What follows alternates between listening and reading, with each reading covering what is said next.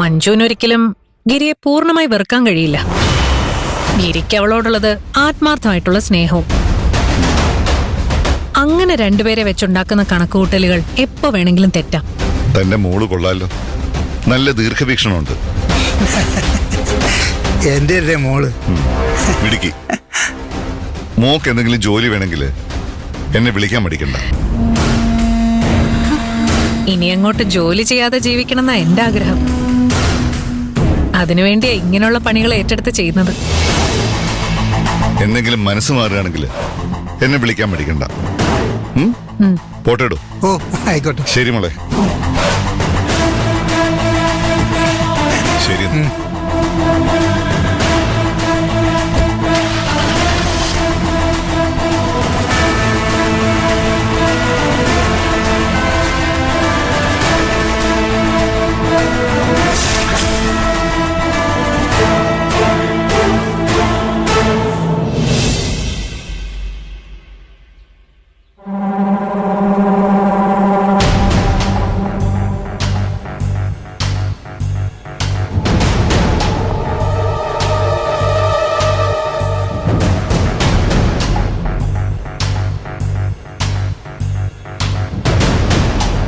മഞ്ജു നിന്നെ വിളിച്ചോടാ?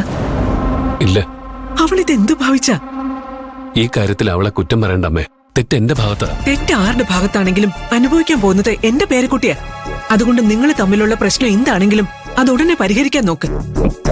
ഞാൻ അവളോട് സംസാരിച്ചോളാം അമ്മേ. അതെ, അടുക്കളയിൽ വേണ്ട സാധനങ്ങളൊന്നുമില്ല. ഉച്ചയ്ക്ക് കഴിക്കാൻ ഭക്ഷണം വേണമെങ്കിലേ കസേര വലിച്ചിട്ട് ഇരുന്നാ മാത്രം പോരാ. അത് ഉണ്ടാക്കാൻ വേണ്ട സാധനങ്ങൾ വാങ്ങിച്ചു തരണം.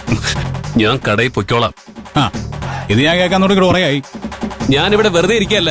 പിന്നെ ഞാൻ വെറുതെ ഇരിക്കുകയാണോ? ഞാൻ അടുക്കളയിൽ കിടന്ന് കഷ്ടപ്പെടുന്നതിന് ഒരു വിലയില്ലാമേ.